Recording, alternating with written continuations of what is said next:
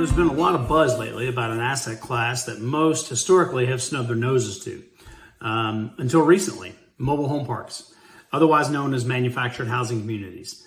Manufactured housing communities can really be excellent investments. There's lots of demand for workforce housing. I mean, did you know that 20% of workers earn less than $20,000 a year?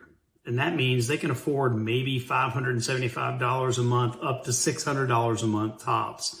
And, the average 2-bedroom apartment is more than double that in the US.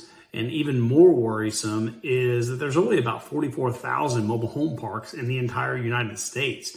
And the vast majority of municipalities really aren't allowing more to be built.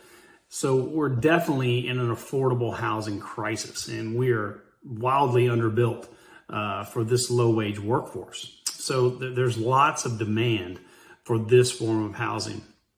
And, it's by far the least expensive form of detached housing by about 6 times. So it's really a win for tenants. And as far as owner benefits go, these generally have a very high cash-on-cash return because these assets are selling, well, at least for right now, at higher cap rates.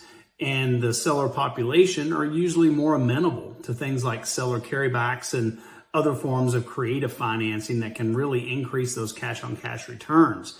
And, you can definitely infill parks much more economically than building out, let's say, a build-to-rent single-family home community.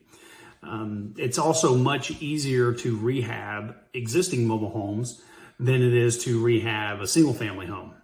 And, this can be refurbished and sold to tenants, and, they get to experience pride of ownership and generally will take much better care of something they own versus something that they rent.